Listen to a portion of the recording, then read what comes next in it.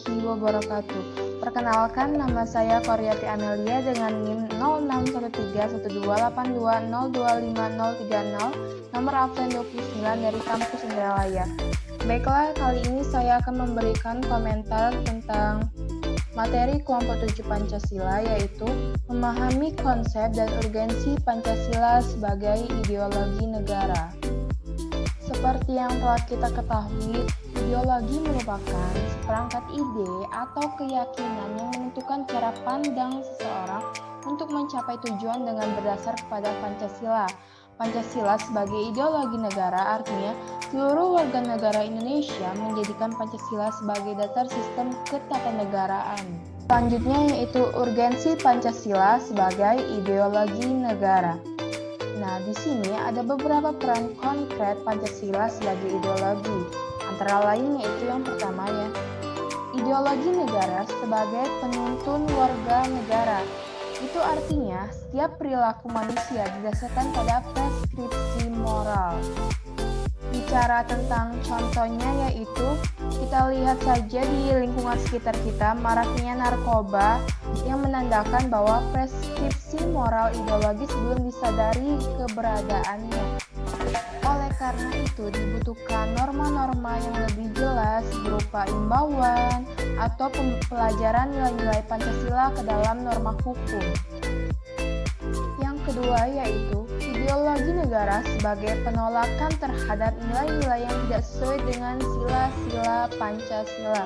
Contohnya saja yaitu terorisme dalam bentuk pemaksaan kehendak melalui kekerasan.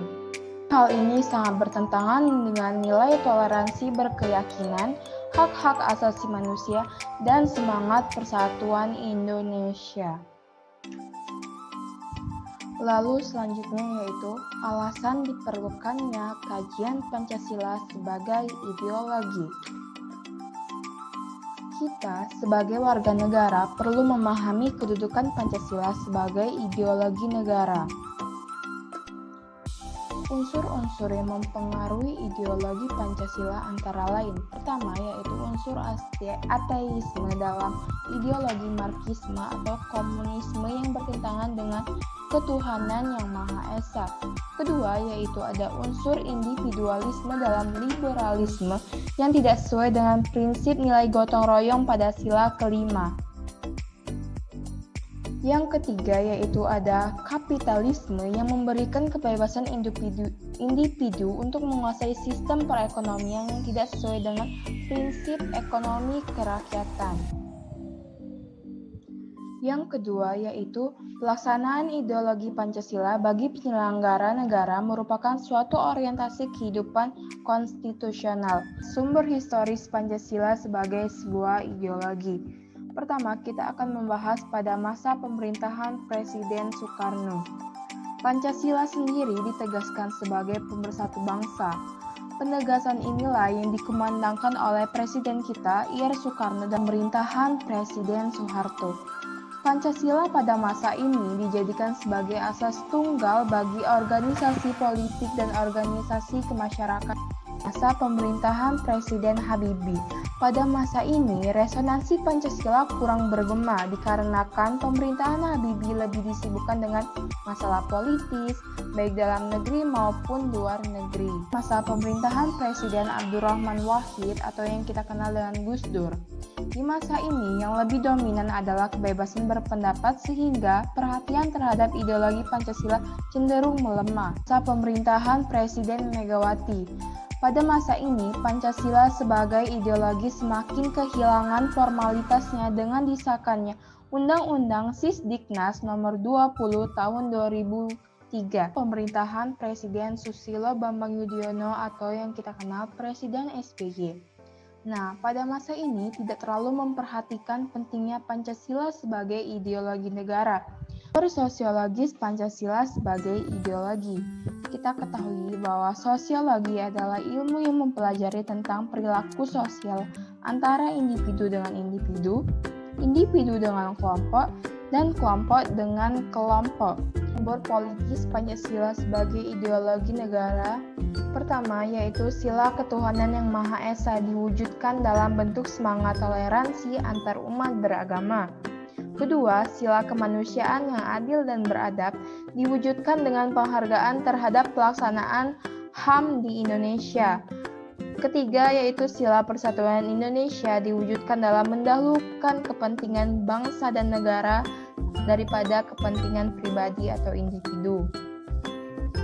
Sila keempat yaitu sila kerakyatan yang dipimpin oleh hikmat kebijaksanaan dalam permusyawaratan diwujudkan dalam pengambilan keputusan berdasarkan musyawarah daripada voting. Terakhir, sila kelima diwujudkan dalam bentuk tidak menyalahgunakan kekuasaan untuk memperkaya diri atau kelompok, karena penyalahgunaan kekuasaan itulah yang dapat menyebabkan suatu pertengkaran atau permusuhan. Dinamika Pancasila sebagai ideologi negara dalam sejarah bangsa Indonesia memperlihatkan adanya pasang surut dalam pelaksanaan nilai-nilai Pancasila. Beberapa contoh tantangan Pancasila sebagai ideologi negara. Dari tantangan internalnya terdapat demoralisasi bangsa, rendahnya pengetahuan terhadap Pancasila, lalu disintegrasi bangsa, gerakan mengubah Pancasila, lalu pemaksaan kehendak, dan lemahnya penegakan hukum. Sedangkan dari tantangan eksternalnya sendiri ada globalisasi, desakan oleh ideologi lain, terakhir yaitu esensi Pancasila sebagai ideologi negara memiliki 3 dimensi. Pertama, dimensi realitas, kedua, dimensi idealitas, dan ketiga, dimensi fleksibilitas. Baiklah, itu saja yang dapat saya sampaikan atau yang dapat saya komentari tentang materi kelompok 7 Pancasila dari kelas Indralaya tentang memahami konsep dan urgensi Pancasila sebagai ideologi negara. Terima kasih. Wassalamualaikum warahmatullahi wabarakatuh.